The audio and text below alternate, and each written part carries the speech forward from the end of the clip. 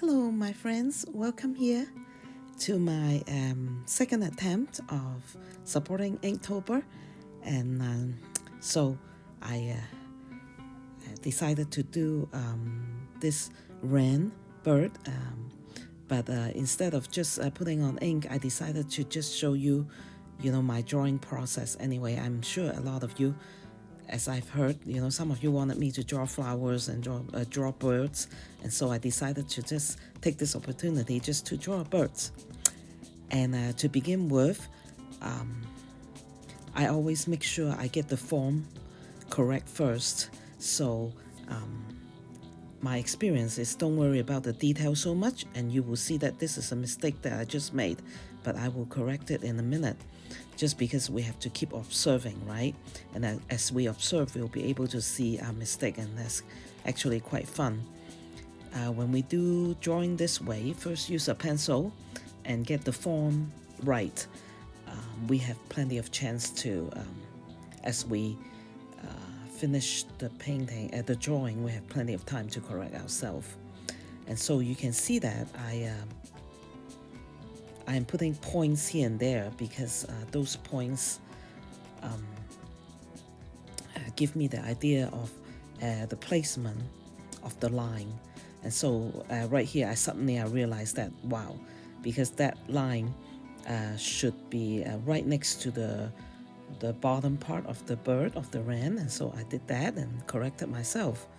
And you see that most of the time I don't even erase my mistake because I'm so super focused to do what to see and to observe and to put it down on paper. And at the end, the wrong pencil mark usually just kind of disappear, especially when you're using ink to go on top of the drawing. And I find that this kind of practice really is very fun. And so now is the time, because I felt like I have all my lines in the right place, and so I can just go on and do the ink drawing. I'm still using this micron, the one that I showed you last time, because I like the ink pen when they're not so juicy, and you will be able to tell in a minute when I don't want it to be even. Like this pen is about half dry. I even wanted to have less ink coming out. I will turn the ink pen to the side. And so now that the placement of the line, I'm more attending to the details now as you progress with the drawing. And like I say, I'm constantly observing my reference picture so that I will be able to keep making correction. I don't think I've made any correction at this point though. Sometimes I actually do, as I go on. And the sad thing about this is I am not able to show you the reference picture because I find this photo somewhere wasn't able to find the owner or the original person that took the photo, and I don't want to get into trouble. So I just trust that you're still enjoying this drawing without the reference picture.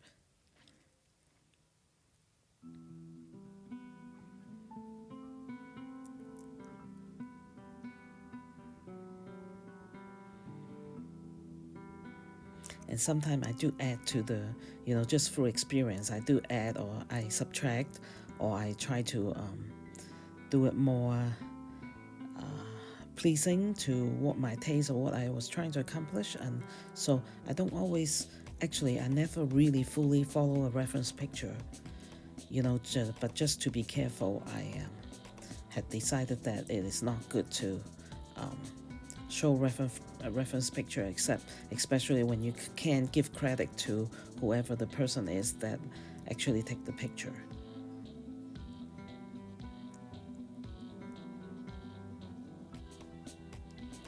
Of course, with like landscape, I can go out and take pictures, and I've commissioned my daughters to do so. But it is quite hard for us people with a normal camera to be able to take close-up of birds. Flowers, though, we can do that. And so we sometimes have to rely heavily on reference picture, and but I almost always change something about the picture to probably suit my needs, or maybe turn the bird around and face us a little bit closer and things like that. And so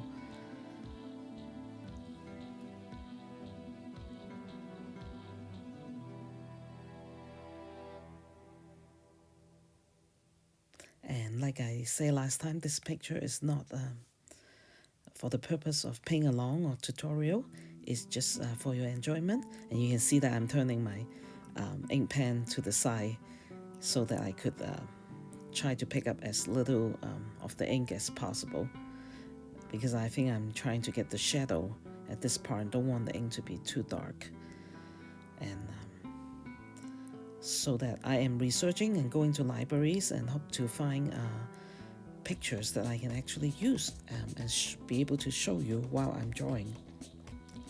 And if I accomplish that, I will be able to show you the reference picture and how I look at the form, how I do points to help me to establish the forms and the line. Now at this point, I'm actually, I knew that this part of the bird need to be a little bit in the dark. And so I'm trying to not use a lot of ink, but try to portray the dip of the bird in that position, just to further enhance the form.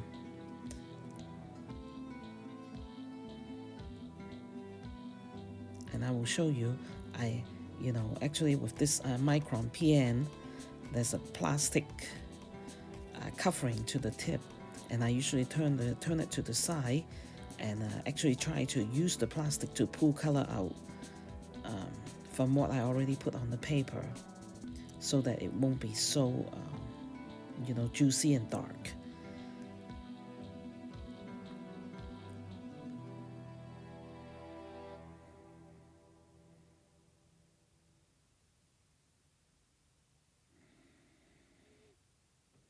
And on this part, I'm trying to do the top part of that wings and then do the bottom part, so that it will at least try my best to make it look more like a pyramid, or a cup shape instead of a flat triangle. And you can tell me if I accomplish that. Because with drawing, we have to all the while think about the form, the shape, and the values, and just to make the tonal value totally correct. But then we don't need to worry with the inktober. We don't have to worry about the color. But without the color, though, we do need the pen to help us to the ink to help us to establish the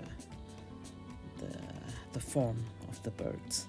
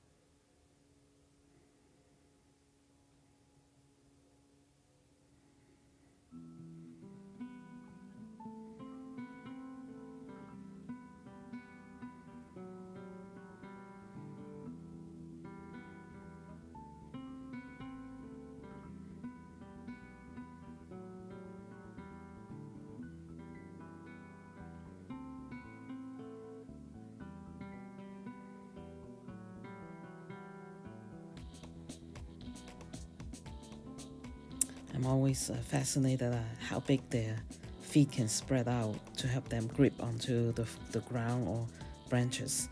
And here again, I'm using the side, very obvious, right, of the micron, and because I really want this is a very important part, because the oval shape of the bird, we need to put the shadow upon his bellies, and so that will make his form more pronounced, the form of the oval. And when I first start drawing, I hate doing this part because I felt like I am destroying the beautiful drawing that I just did, but not anymore. I know it is important. And here I am deepening the shadow that's cast by the wings, and right here the body cast onto the shadow cast by the body onto the feet. And I guess I realized that the tone down here need to be even darker, you know, and it's very fun how you can just by deepening something, you can make you know, the feather actually stands out. And the speed right here is just 2 times, you know, because like I say, we're not trying to follow. Like right there, I'm trying to make to separate the 2 feathers, right, of the tail feather. So I just kind of deepening the shadow over there a second ago. And now the direction of the lines of the bird really can help you shape shape the form of the tail wings. Okay, so that's something that we should, if it is there, then we use it to our advantage as an artist.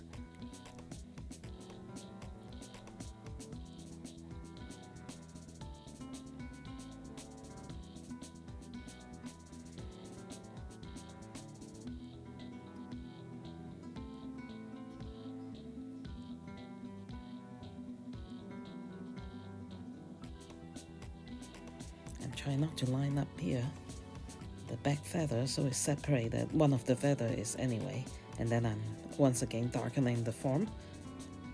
Yeah, I was trying to show you that's the line, my imaginary line that I'm keeping an eye on.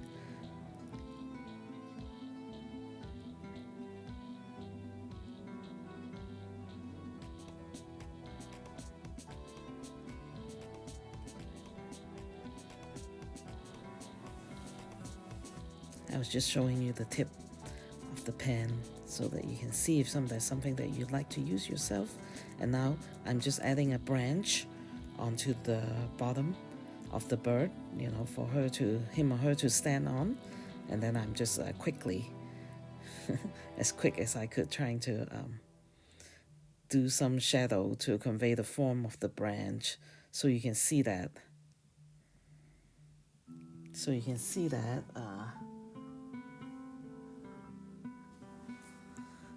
It is a branch, not just a tube of some kind.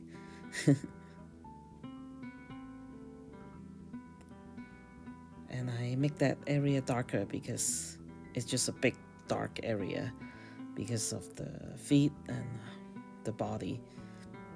The body do cast a shadow onto the branch, and we need to remember that.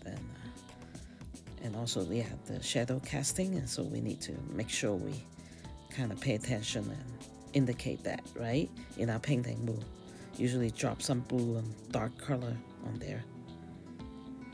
Anyway, thank you.